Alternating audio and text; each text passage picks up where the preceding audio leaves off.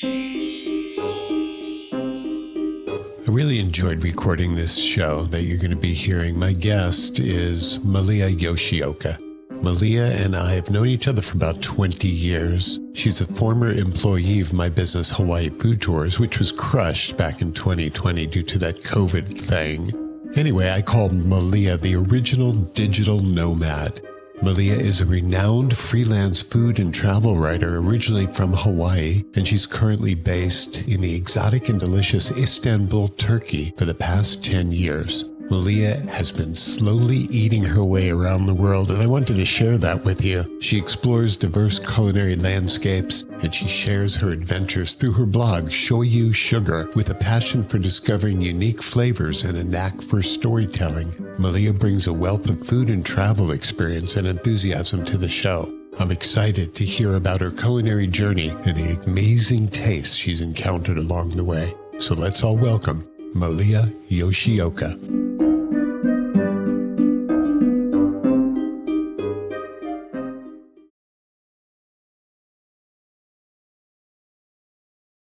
Hi, honey pie. Hello, long time no see. I know it's been a long time. Really long, like maybe 10 years or more. Is that right? 10 years. Maybe more. I've been gone for 10 years, so. Wow. You are the original digital nomad. Did you know that? Am I? Okay. You were one before anyone else was, before it became really popular around COVID, right? That's when everyone became a digital nomad, but you leave them all in dust because you preceded them. Yeah, it was 2014 that I left.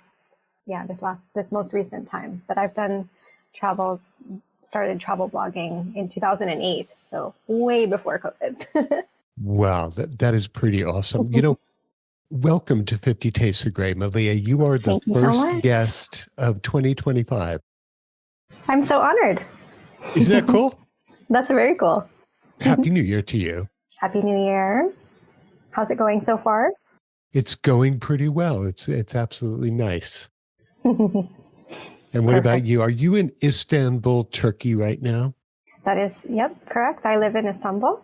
You need to tell everybody who's watching a little bit about Istanbul and the contrast between Honolulu, where you grew up, and Istanbul, where you are now. It's funny because I think in some ways that, yes, obviously lots of contrast, opposite sides of the world. So 13-hour time difference, that's definitely different. But in some ways, the culture is very similar. Like you can find similarities in cultures, which I think is true anywhere you travel, really. But here, like the focus on family or the focus in gathering around food is very familiar to me. And when I first landed here, I was in Cappadocia, Turkey, which was in the middle of the country, which is small town, totally landlocked. So different from an island for sure. But there was like something similar, the focus on tourism, the small town feel. So even though it was completely opposite geographically, there was something familiar. With the kind of focus on family in Turkey, and seeing as though that you're flying solo now, and you have been for quite a while, does it feel difficult for you not having family, or have you made friends and family, so to speak, there? Yeah, I've definitely made friends here, I would say, and I've been lucky to be kind of welcomed into other people's families. That's one of my favorite things to do, is kind of visiting other hometowns of friends of mine who are Turkish and getting to see little slices of life in different parts of the country or where they live. And being away from family is hard, but I was on Oahu for a long time. I'm originally from Maui. So even though it was just a short plane ride at that time, my family and I were always kind of separate anyway. So we kept up with video calls or emails, or made use of technology that became more familiar to people during COVID, but we've always kind of done that. Do you come back to Hawaii every now and again to visit friends and family? Not as often as I would like, obviously. Last year in 2013, so now it's more than a year, I was lucky enough to be able to go back for Lonely Planet to do the guidebook. So I got to go on a research trip to Maui. So that was fantastic. But before that, it was before COVID. So it had been, I think, 5 years by the time all of was said and done. So what's it like writing for a company like Lonely Planet and being able to offer your expertise in food and travel to them? Yeah, that was, I mean, to be honest, it's not even an exaggeration to say it's a dream come true. I've used Lonely Planet books all over the world, like pretty much every country I think I've been to. That's one of the things that I, kind of regarded as my Bible when I'm traveling. So to be asked to contribute to the book on Maui was just amazing. And yes, with food, I tried to sneak in as much as I could in terms of my favorite restaurants or small businesses, or things that really bring the culture to life. I think that's such an easy way to kind of connect with culture. So I wanted to highlight that as much as I could. You've always been a fan of food. I remember when you first contacted me, probably close to 20 years ago, right? Oh my God. It's so long ago. Yes. Is that right? I was writing restaurant reviews for the Honolulu Advertiser, and you contacted me, and I was like, wow, this girl is really into it. You're into the whole food scene and all of that. Is that something that was a part of your life while growing up? Was this food experience and the breaking bread with loved ones? Huh, that's a great question. Because, I honestly was not really as much of a foodie until I moved to Oahu. On Maui, of course, we have tradition. Any party you go to is going to revolve around food. My Japanese side of the family, my grandmother always did like a New Year's feast kind of for family, extended family. And I have actually, when she passed away, I went through some of her recipe cards and her records, and I found like on an index card in her handwriting the guest lists going back to like the 70s or maybe even it was the 60s, for people she had invited for New Year's, because it was such an important part of Japanese and local Japanese culture. So I grew up with that in a way, but I wasn't as into food, I would say, until I Hmm. got to Oahu, because there's just so many more options in Honolulu than there is versus Maui. Now, becoming a foodie was kind of a transition for you, like you say. Did you also learn cooking, and are you pretty expert at it now? I'm a better eater than I am a cook. I'm a very appreciative eater. Uh-huh. I do cook, of course, and I love to bring things from my travels into my home kitchen. So I love to bring like spices or wine or other snacks, different ingredients like that kind of say memories from places to me. So I do that. Whether it's good or not is subjective, and I'm the only one eating it often, so that's fine. But yeah, I'm a better eater than I am a cook. That's funny. When we first spoke, when we first met, I guess, like I Mhm. said, 20 years ago or so, I was running a Time flies. company called Hawaii Food Tours. And it Mhm. just so happens, everybody, that Malia was one of the tour guides with Hawaii Food Tours and one of the best ever. Aw. What was that experience like for you? Not necessarily working for me. So it's not a critique of me as the boss. It's more about, it's more of a explanation of what it was like feeding, educating, and entertaining people on a day by day basis. Yeah, I still say, I mean, even to this day, I still say out of all the jobs I've had in my life, that was probably my favorite. Hmm. Besides being able to write about it and things now, being involved in showcasing your local culture, like what I grew up with, and being able to bring that to an audience that is excited to learn about it is just so rewarding. And you guys did such a great job of teaching us how. Like I did not grow up on Oahu, so I learned so much through you and through the tours of the history of Chinatown and being able to show small businesses and things like this. It was so fun. People who go on food tours, I think, are like the best people. They're curious, they're hungry. So yeah, getting to feed people and teach them about what I grew up with was just such a privilege. Malia, when I started Hawaii Food Tours, people thought I was nuts because I had been writing restaurant reviews for the newspaper, as I mentioned. And food tours weren't a thing back in Mhm. 2004. Mhm. Everyone said, you're going to leave the best job in the world, living in Hawaii and getting paid to eat, and writing about it. I was thinking, yeah, I'm ready to go. I'm ready to start up this business. It turns out that there was only one food tour in the United States at that time, the one in San Francisco. we set out on something, we did something that was kind of groundbreaking. And now, cut to today, some 20 years later, 21 years later, food tours are everywhere, aren't they? Everywhere. Absolutely. I've done them in countless countries. And I mean, yeah, they're always the best. What were some of the best ones that you went to, that you've been on food tours around the world? Oh, that's a hard one. You know, the most recent one that I just did, surprisingly, was here in Istanbul.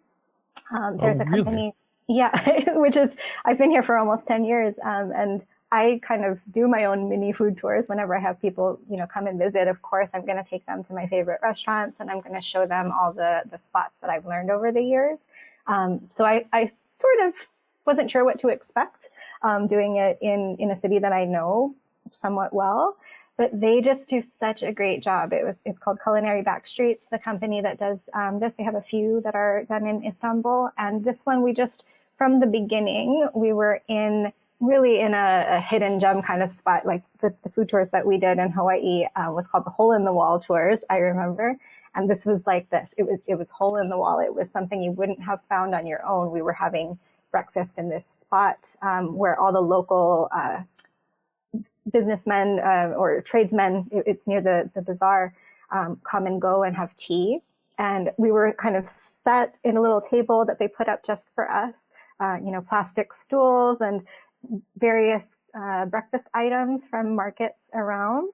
And we really got to see like behind the scenes. It was incredible. And it was 6 hours. I think it might be one of the longest food tours I've ever done, but literally 6 hours of eating. So from that breakfast all the way to a lunch to finish, we just were eating and walking nonstop. It was amazing. That sounds fantastic. When I've traveled over the years, it was never about how long I was going to be away. It was more about, if I'm like going to go away for a week, I'm not thinking about 7 meals. I'm thinking about 21 meals. I want to know Exactly. 21 different places, 3 meals a day, Pack no your matter where extra I stomach. go. It's all about the food, Malia, because you can see cathedrals anytime and churches and bazaars and stuff like that, but it's really about the food, and that helps guide you through experience of travel. Absolutely. I think these days you can use things like Google Maps to plot out as well, like plot out all of the places that you might possibly eat. I tend to look for food bloggers and connect with locals in that way, and like just kind of put all of the recommendations on a map. And then that way, no matter where I am, no matter what cathedral I'm visiting or, what thing I'm doing, there is something delicious around me and I'm not going to waste time on a bad meal, Got to make the Oh, use of the yeah. technology these days. It's so much easier now to do the traveling and getting the right foods and so on. Once again, we refer to COVID as a time when everything kind of shifted, and social media back in 2008, when it really started to take off, people photographing their food became such a thing. When you go onto any of the big platforms, the majority of what you see now is either food photos or kitty cat photos.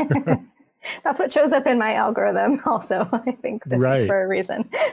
And, I reference kitty cats because I know in Istanbul, it's one of the most cat-friendly cities in the world. Tell us Oh, a little bit about absolutely. that. Absolutely. People often remark on that. Food is history. There's amazing history. It's a beautiful, city with all of the buildings and the Bosphorus running straight through. But the cats, the cats are really, really part of the city's culture. It's not as common to have pets, I would say. So it's not that everyone has like a cat at home. I don't have a cat here, even though I'm an animal lover, because they're everywhere and they are kind of communal pets. Everyone is taking care of the animals, both dogs and cats, actually. You'll see piles of food left out at just intervals along any walk that you're on anywhere in the city. You'll see cups of water left out along the way for dogs and cats to eat. The city, each like neighborhood has its own cat houses that they build. People often do this as well, but they'll put up sometimes with the government, like, the neighborhood's name on it, with little apartment buildings almost looking like for cats. So they're really beloved, and it's lovely to see. Even during the pandemic, not just the dogs and the cats, we had lockdown, right? So we had to stay indoors. the government in my neighborhood anyway was posting pictures of volunteers going out, or not volunteers, city employees going out to feed the cats and the dogs to assure everyone, don't worry, they're being taken care of. You stay home. We've got it. They had to really make sure that everybody knew, or else people would break lockdown to go and take care of the animals that they loved, even pigeons. Wow. So cats are considered like sacred, like the cattle are in India, so to speak, right? Sort of, I think just in general, there is a kindness towards animals. Maybe not everywhere that you go, and this is a bit controversial. I think there have been some laws recently that that some people are debating about this. But in general, and everyone, like I said, everyone who comes here remarks on it, just how vivid it is that you see people being so kind towards animals and like really caring for them, just like they're members of society. Give us some ideas of the preconceived notions of Turkey that you had to overcome as an American. Are there some that off the top of your head you can tell us about? Oh, yeah. I mean, there's tons of differences, I think, in culture that people just, it's not necessarily that they're afraid or even, I wouldn't say that people even are like ignorant about this. It's just that it's different, right? Like the culture, the religion is different. It's a majority Muslim country. Mm-hmm. So a lot of people have ideas from what you see of Muslims in media or, you know, in movies or things like this, that it's a scary place, or that, you know, there are a lot of stereotypes, I would say, that people have. And they're just not true. And it's the same thing for me as living in the US, which is kind of a majority Christian country. I'm not Christian either. So being there and experiencing holidays, Christian holidays or Christian things, kind of similar to me over here. I get to see the religion, but I'm not being pressured into it the same way in the US. I'm not nobody's forcing me into Christianity. It's just the majority of people practice that. And there's a lot of levels as well. I think some people with like Christianity also maybe only go to church at Christmas and Easter. And then some are very devout and will go, you know, every single week on Sundays. Here, it's the same, where they do pray 5 times a day. Like you hear the call to prayer 5 times a day. But I know plenty of people who don't go to church, to the mosque at all, or go just during Ramadan, for example. So it was really interesting for me to see that there are a lot of parallels in some ways. I think also people tend to think that Turkey is like, that we speak Arabic here or something like this. That's one that's very common. People will assume that it's an Arabic speaking country. I think they think that maybe all Muslims speak Arabic, which is not true.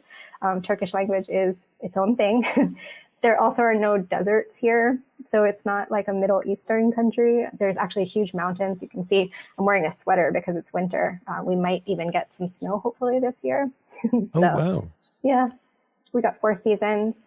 Do you feel any pushback or sense any pushback given the fact that you are Asian and you are American? Is that a double whammy in any way? People don't believe me. Yeah, that's a good question. People don't believe me that I'm American. I get questioned all the time, but this happens in America too, right? When if I say I'm American, they're like, but your eyes, where do people do that here? Usually here, actually, people think that I might be from one of the Central Asian countries, like one of the stands, for example. So especially if I do speak any Turkish, then they'll assume that I'm from one of the countries that are close by, the neighboring countries. Yeah. Have you picked up any Turkish over the 10 years you've been there? How fluent are you? It's been almost 10 years. This year makes 10 years that I've been here. Ashamed to say that I'm not fluent because I'm an English teacher as well. So I speak in English most of the time. During the pandemic, I was just at home as well. So, but I often say that I'm fluent in food. And Oh, good. That gets me so far. And it's really become something I do in any country that I go to. I learn the food words first. I study recipes, or I can watch cooking videos.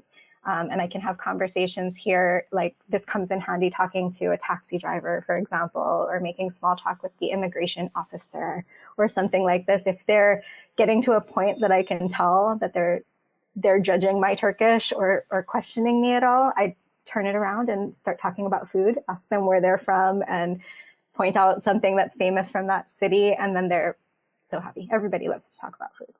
Oh, yeah. Everyone loves to eat. No matter what it is they love to eat, everyone loves that experience, right? Absolutely. Everyone loves to eat. Everyone has a favorite thing to recommend, a favorite place to go. Everyone has favorite, who is the best cook in your family, things like this. They're universal. So it's really the best way to make small talk, I think.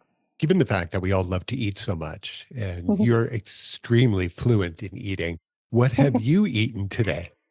Oh, that's a great question. What did I eat today? Totally doesn't make any sense at all, actually. I ate Japanese curry and rice. Oh, Yeah.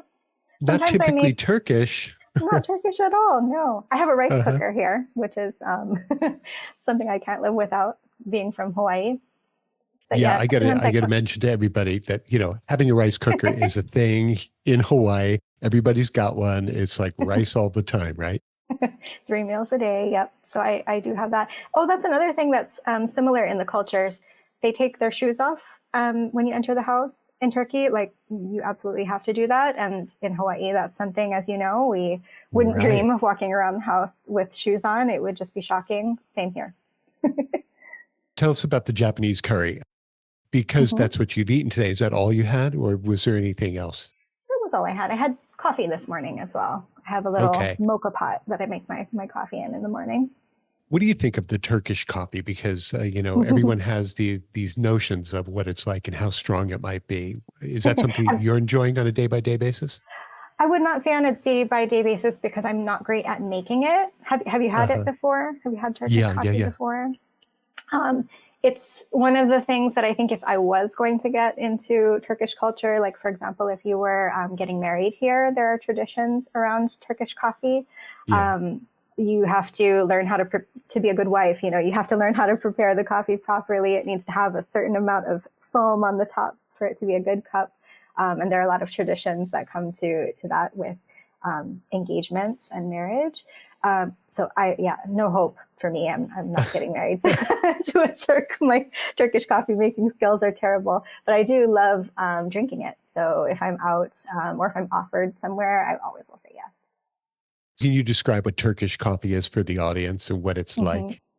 Turkish coffee is very strong. And it's a smaller size. Like you're going to have it in a cup that's more like an espresso cup. They make it in something called a jezve, which is like a little handled device. I think it's usually made out of copper, maybe. And the sludge from the coffee gets actually mixed in. So when you pour it out, it goes onto the bottom of the cup. And so you'll have a very small, again, like espresso sized cup, but the bottom of it has kind of a thin layer of sludge, for lack of a better Sludge. word. Because the finely ground Right. coffee is at the bottom. So you're not meant to drink it all the way down. You're meant to Right. just kind of stop just above the sludge. And some people don't know that. So I think a lot of people take it the wrong way when they have their first cup of Turkish coffee if it's not explained to you. And they'll just say, oh, it was terrible. I hated it. And that's probably why. Probably drank too far now. Right. Yeah, people go, whoa, that's really strong. And they attribute that strength to like having so much more caffeine and that they're going to be buzzed for the entire day. Yeah, which isn't very true. And I would say people here drink more tea than they do coffee. I love coffee, but I would say that tea is probably the most popular with the tulip shaped glasses, tiny tea glasses. They'll drink cups and cups and cups all day long. And what kind of tea are they drinking in Turkey most of the time? It's a black tea. I don't know if you've seen the teapots. It's a double teapot. There's a two level way of making it. So the top teapot, a smaller one, will have just black tea, like loose leaf usually, or tea bags. And so it's a very concentrated brew in the top. And then the bottom one that's larger will just be water. And that's meant to be able to customize the strength. So it's usually pretty strong. Most people will have a pretty dark colored black tea, and with or without sugar to your preference. But small cups because they want it to be piping hot all the time. So once Right. you finish one, you'll get refilled and refilled until you're done.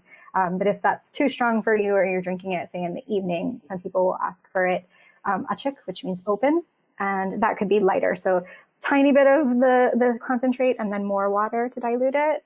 So that's a lot easier for people to take, especially in the evening. Do they prepare coffee and tea in Turkey over the heat source of coal or wood? It's often coal, sometimes gas as well. Depends where you are. I think because tea is so common, like they'll be having, like I said, all day long, they'll have multiple cups. Anywhere that you go, even if it's in the middle of nowhere, you might even see people pulled off on the side of a road, and they'll have like a little portable butane gas setup going with the double teapot. You can see that they're having a tea break, or in the middle of like the trails or orchards or something in Cappadocia. We used to stop when we were picking fruit or something. We would stop and have a tea break like that, just in the middle of nowhere. Oh, that's nice. That's really nice. In Turkey, do they love real strong flavors? Putting the coffee aside, which is strong, how about their overall flavor profile on the foods? Turkish food is so diverse, really. Like it's so rich. I think a lot of people don't realize they might have just a few things that they associate with Turkish cuisine, but really it's a huge country, and the regions geographically are so different. So different ingredients or different styles of dishes, even if they have similar dishes in different parts of the country, might be completely different. Like on the West Coast, where you're close to the Aegean Sea, it's going to be more similar to what people think of as Greek food, where you're going to have like olive oil and lots of fish and meze, the different like dips, maybe with yogurt and lots of herbs.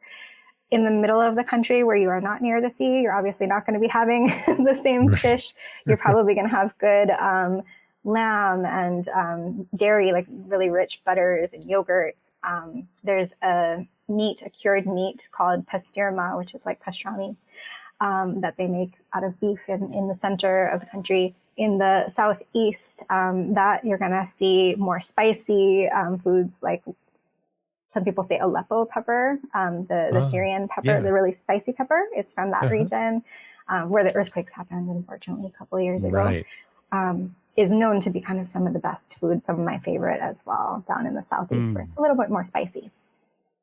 I notice also Turkish food is often prepared like on grills. So there's a lot of meat and kebabs and things like that just look fantastic. Is that something that is the majority of the foods there, more so than complex dishes or French style? It's like a lot of real kind of simple but delicious type of preparations? I would say some things are quite simple, but there is also a lot of complexity, and we do have Michelin star restaurants as well. So there's a lot of differences in different parts of the country. But yeah, in general, when I'm thinking of the first foods that I learned to cook or eat, it's really more of a showcase on the ingredients themselves, like the lamb or the beef. They're grilling it because on its own, it's such high quality, it's going to be delicious. But there are some that are really involved and do take quite a lot of steps. Also really good baked things like baklava, for example. So yeah, some things are a bit more complex as well. In preparation of doing this with you, this interview, I was watching some marketplace tours on YouTube, and I watched one that was a baklava factory. And is that really a popular dessert there? It's very popular. If you're invited to a Turkish home, that's always a classic thing to bring for a little hostess gift. Baklava is always appreciated. It's also another thing I didn't realize, that there are so many different kinds of baklava, because in Hawaii, I think I'd only had like Greek baklava. And so there are some differences, like Turkish ones are more likely to use pistachio, whereas Greek will often have walnut. You can get both, obviously. You can get walnut baklava here as well. But pistachios are amazing here. So often it's quite heavy in that. And instead of honey, it'll often be sweetened with a sugar syrup. So that ties back to like sugar being an Ottoman palace thing. You know, it was a bit more fancy, I think, at that time. It gave me an idea when I was watching it. Being the chef, I thought, how about this for a sweet dessert recipe idea? It would be a cheesecake on a baklava crust with a pomegranate glaze. Oh, that would be nice. That That would would work, wouldn't it? look beautiful as well. The green and the purple. Yeah. Yeah. The pond and those that region. I got to visit this in the southeast a couple of years ago. There was a gastronomy festival, so I got invited to attend, and we visited pistachio farms, and then also a pomegranate. They make pomegranate molasses. So those ingredients grow together, which means, of course, they're gonna be good to cook with together. So Oh, that would be yeah. great. Ooh. When you're gonna make it, when am I coming over? I know it's like it's getting on the time. I need to get in the kitchen, do some baking. It's been a while. 3 months a year, I am really naughty with my food. So that's October, November, and December. The other Okay. 9 months, I'm really, really strict, but Hmm. I don't know if I can wait till October to make that. I'll have to make it sooner. We also have you ever tried Turkish ice cream also, or I have you haven't. What is seen? that like? Turkish ice cream is thicker than normal ice cream. It's thickened with the root of an orchid, so it's actually like thick enough that you can cut it with a fork and knife. So I had seen a recipe that was maybe a similar idea. It was kind of like a baklava cheesecake, but without the pomegranate. And I remember looking at it and thinking, I bet you that would be really good with Turkish ice cream as well, because it's a thick, almost like an ice cream cake, but it would be really rich, I think, and the flavor of the cream really comes through. Wow, that's interesting because, vanilla comes from the vanilla orchid, right? Hmm. Hmm. So Yeah. is this like a flower that they make from the orchid plant to be able to It's from use as a the thickener? tuber. I think it is a powder. I've never made it myself. That's a Hmm. good question. But yeah, it's from the root of it. So I think probably a powder. Yeah, that would make sense. What is a typical day for you as far as what you're doing? And by the way, are you now on a visitor visa, or are you becoming a Turk sometime soon? No, I know people are always like, "When are you getting married?" But no, probably Oh, not is there anytime someone in soon. your life? No, there's not. Not yet. Okay. No, yeah, I'm a tourist, basically a long-term tourist. I have to reapply for a visa every year. I just got my card in the mail today, actually, so it'll be for another 6 months. Usually, it's every year or sometimes even 2 years that you need to reapply, but this time it's been less. Like the past few years, it's been just 6 months at a time. So you have to kind of reapply. But you do also get to access like the healthcare and things like that here that are another big difference with the United States. So Yeah. it's kind of nice to have that option too. So is the healthcare a social medicine type of thing? Similar, like there is like a social net safety, public healthcare type of system where every neighborhood will have a clinic or multiple clinics. I have quite a few I could walk to. My COVID vaccine, I would just like walk to the neighborhood one, Yeah. and lots of pharmacies as well in every neighborhood. And then you have government hospitals, which are a bit more crowded than some because they're low cost or free in a lot of cases. And then there's also private healthcare you can get on top of that. So a lot of times people might have both. Like I have a private healthcare as well on top of the government So one. would you be able to assess the quality level of the healthcare and compare it to the United States? Oh, it's one of the things that I think people are quite shocked about actually, because it's great. I think that a lot of the hospitals are quite modern, and medical tourism is quite popular too. Hair transplants are a big one that some people might have seen. It's very popular to come for that. Some people come for dentistry or for plastic surgery. So medical tourism is really popular for a lot of those things, just because unfortunately it's so expensive to do just about anything in Hawaii or in the States. I've had surgeries here, things like that. And yeah, it's been a good experience, I would say. Usually they have English translators as well. So So much the cheaper. quality level it is much cheaper. Yeah, that Mm-hmm. I want to talk a little bit about the prices in Turkey as far Mm-hmm. as typical rent or a typical meal and that kind of thing. Can you give us some idea of what that's like?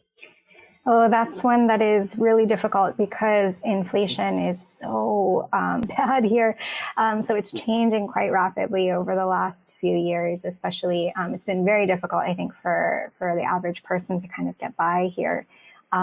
And it used to be, I think, that the exchange rate was quite favorable for tourists when you're visiting. So the exchange rate, if you were, having dollars or euros or something like that. But because of inflation, the prices have been rising so quickly that it doesn't always keep up.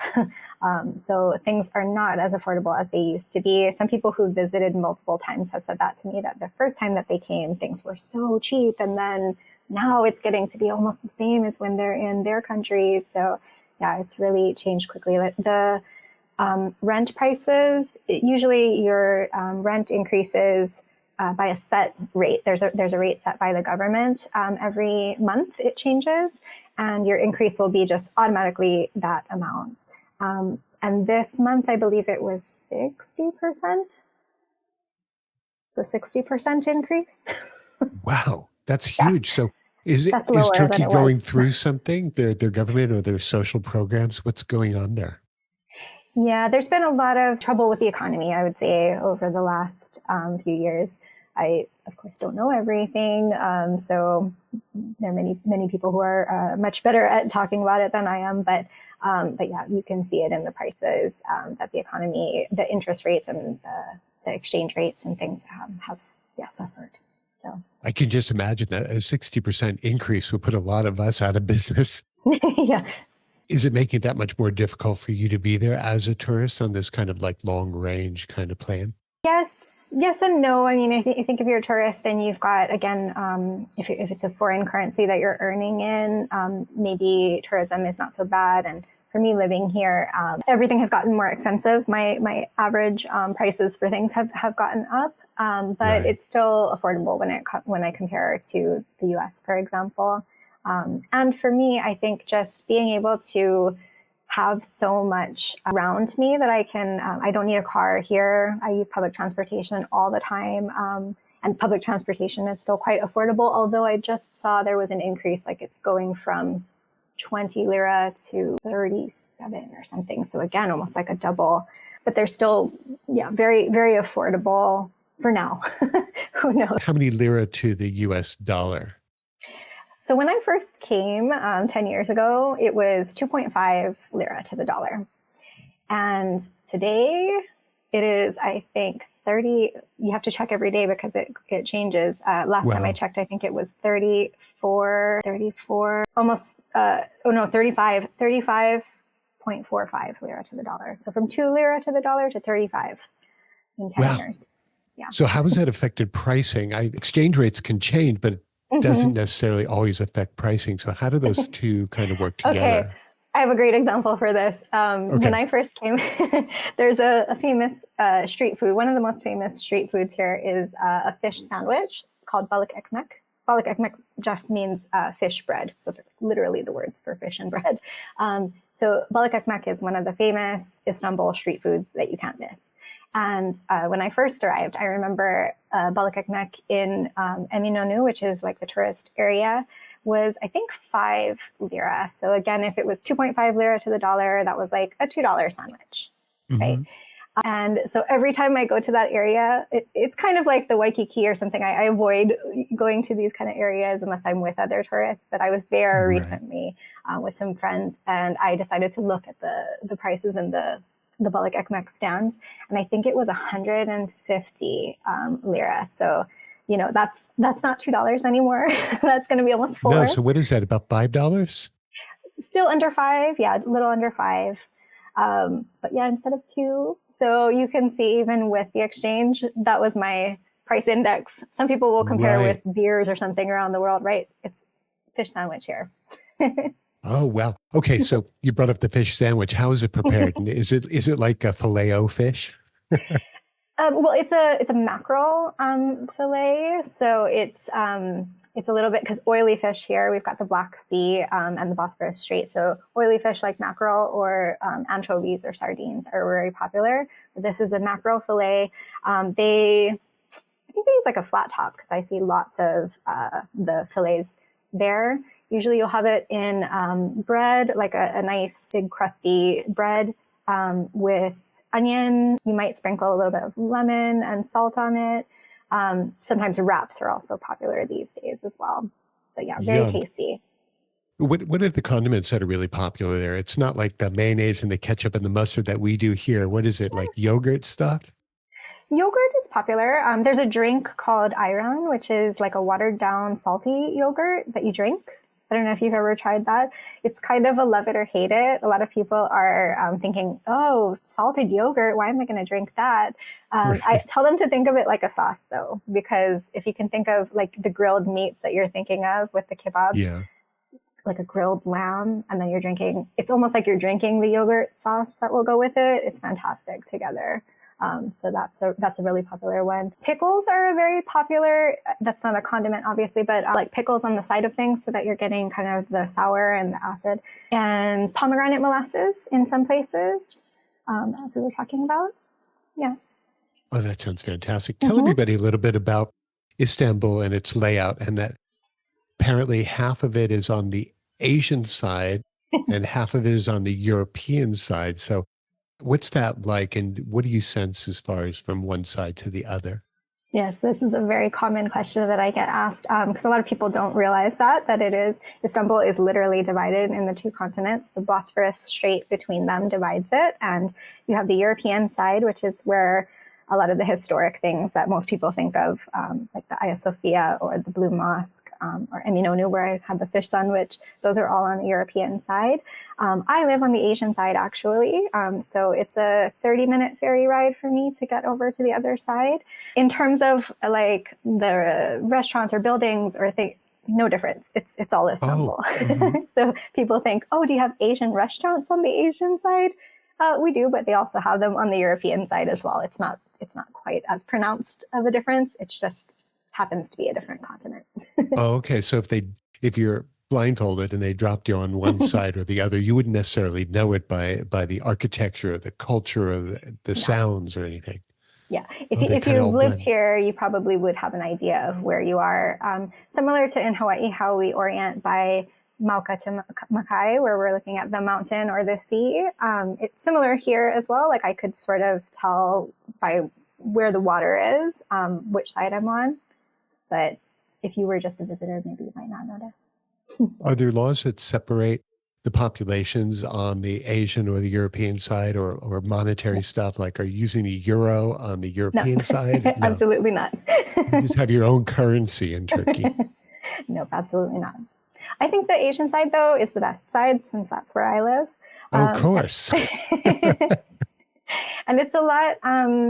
Some of the areas I would say on this side are a bit more like quiet, calmer in some ways than the busy touristic areas. If you're looking to have more of a feel of real Turkey, like I live in an area that there's no English spoken. There are not purposely. I'm living away from areas where there are a lot of tourists and expats or things like that. I can go to those places quite easily, but I would prefer to live where it feels like Turkey. So this neighborhood is a more authentic experience for you.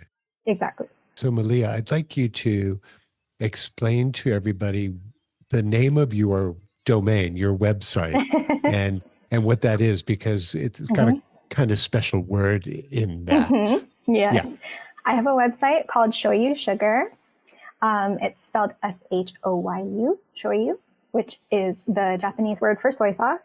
And as you know, growing up in Hawaii, soy sauce and shoyu is very, very popular condiment in Hawaii. We have it on every table, in any restaurant that you go to. It's going to be in every home kitchen, obviously. And sugar is the other thing that we'll cook with. So a lot of Asian recipes and also a lot of Hawaiian recipes will have shoyu and sugar as kind of the base, like teriyaki sauce, for example. If you're thinking of something like this, a lot of Japanese foods will have shoyu and sugar together. So it's that taste of home, I think. That's why I decided to call my blog Shoyu Sugar.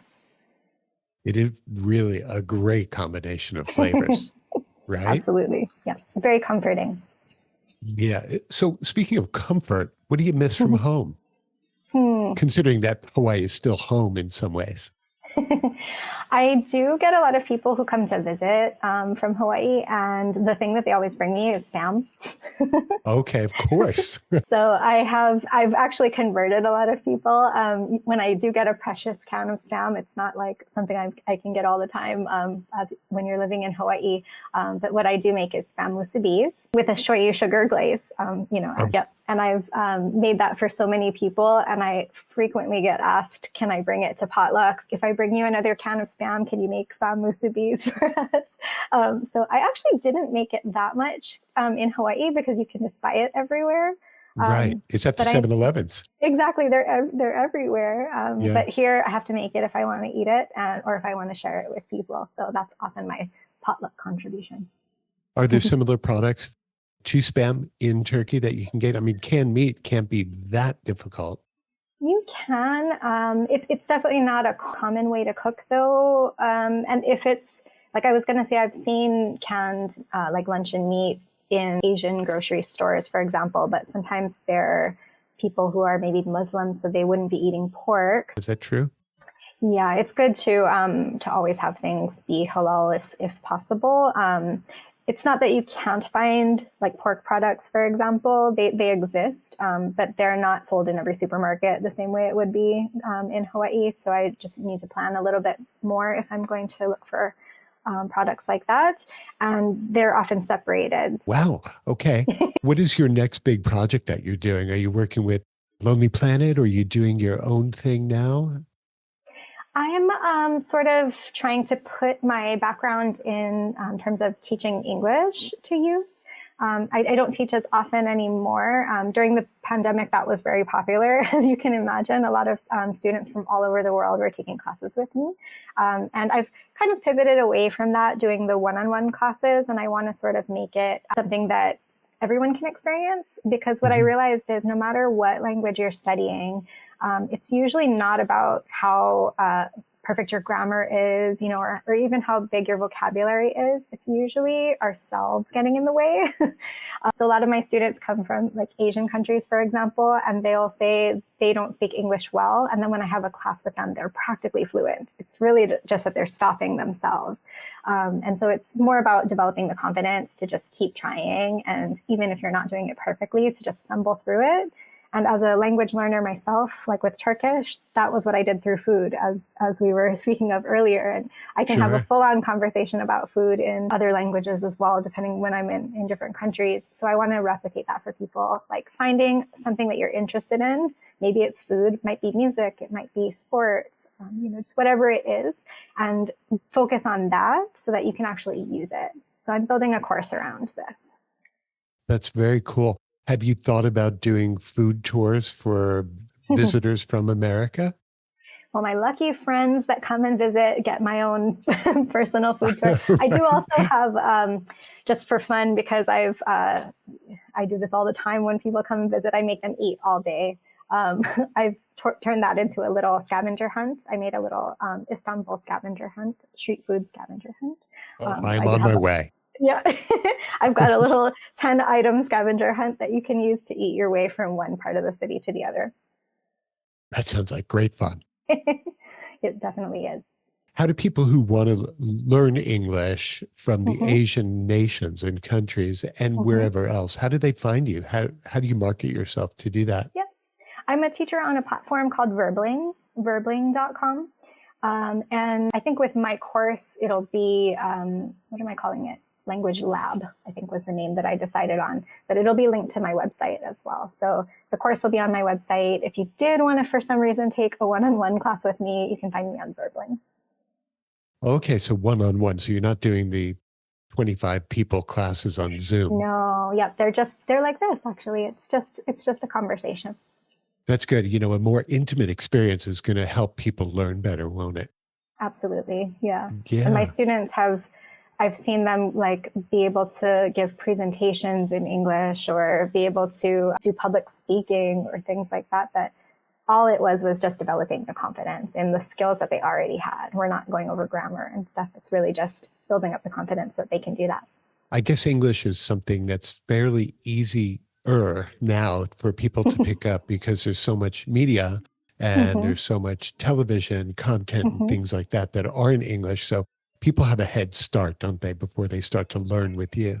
They do, and it works both ways. We also, as English speakers, have so many languages accessible to us through Netflix or through YouTube or things. So really, you can learn whatever it is for any language and any interest. It's just a matter of finding what is the one that makes the most sense for you.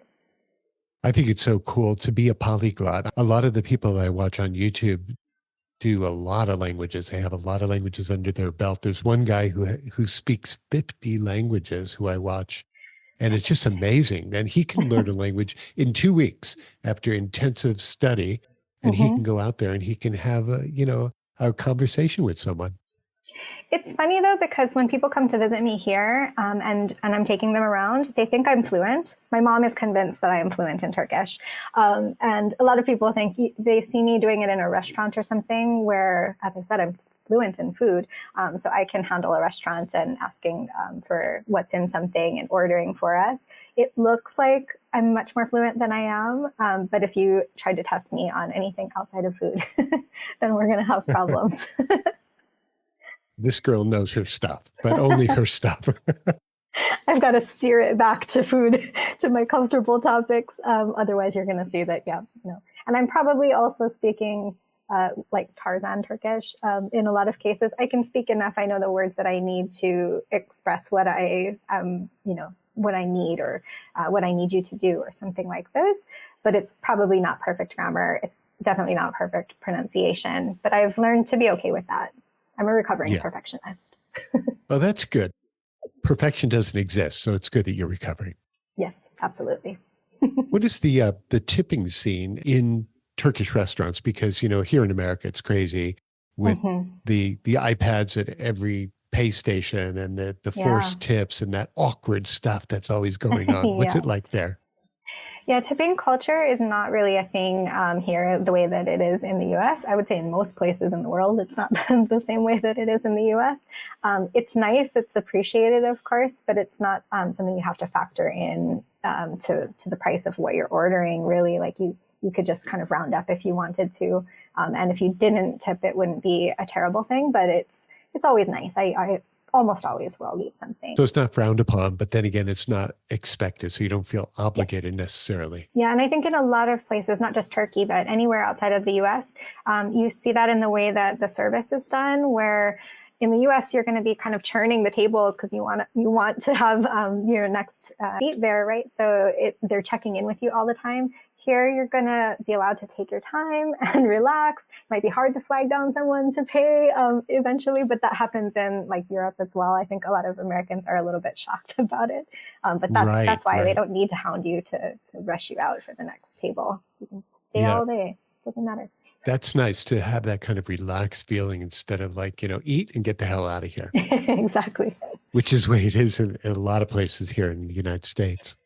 Here, it's very common to, like I said, with the Turkish tea, there are tea houses or places you can have like coffee or tea, and they'll sit and play backgammon all day long and have 10 cups of tea, maybe 20 cups of tea, and just sit there and talk. Just a random question. Is Turkish taffy Turkish? Turkish taffy, like Turkish delight, maybe? Or I don't know. Yeah, there are a few different candies or confections over the years that have the word Turkish in front of it. Are they actually from Turkey?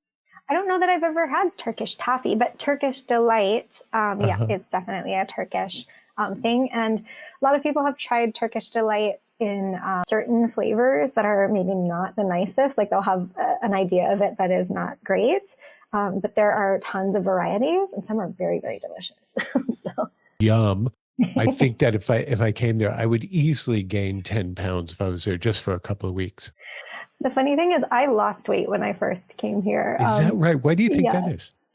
I think things are just so much less processed. I was in Cappadocia at that time, and I wasn't eating out in restaurants. It was all home cooking, and it's much more natural. A lot of it came from the garden or from the orchard. So I instantly lost weight without even trying. And then here in Istanbul, I don't have a car. As I said, I get around by public transportation.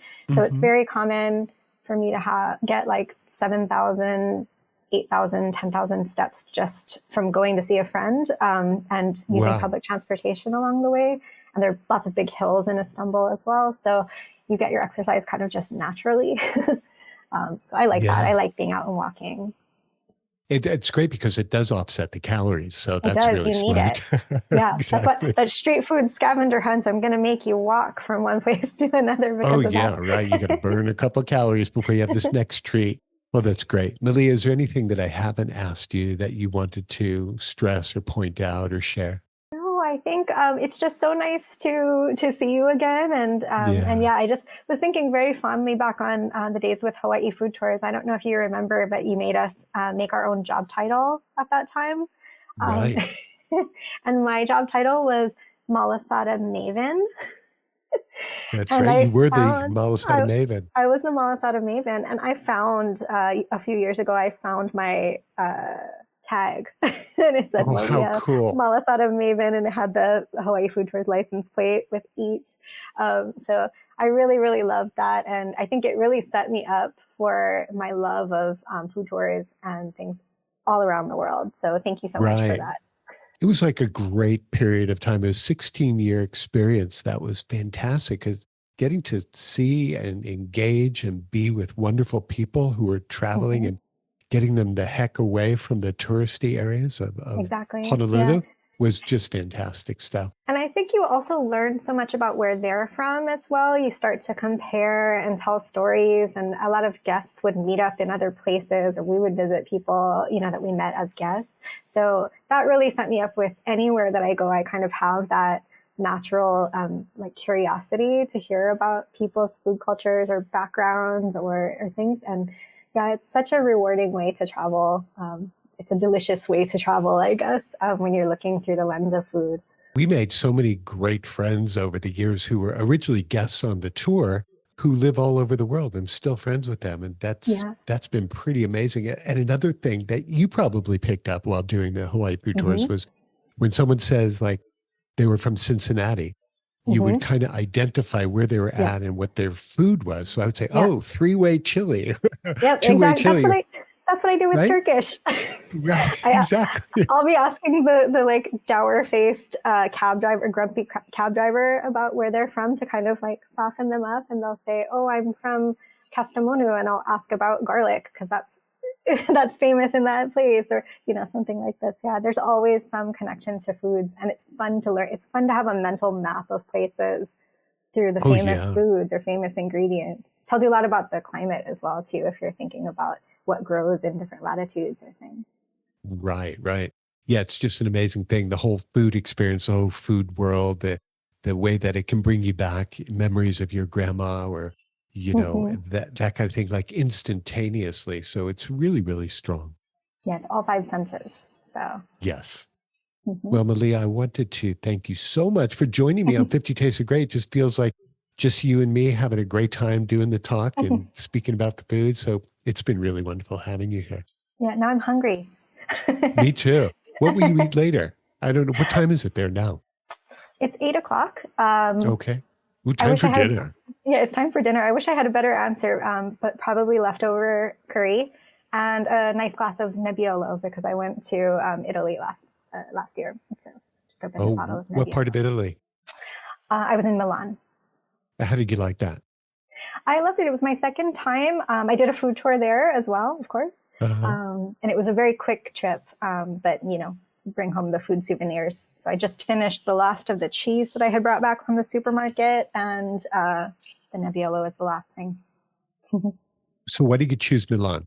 It was just where a friend was going, and I was meeting up with a friend, and I had another friend living there as well. Funny thing though, the plane that I was on actually got diverted, so we did not land in Milan. We landed in Bergamo.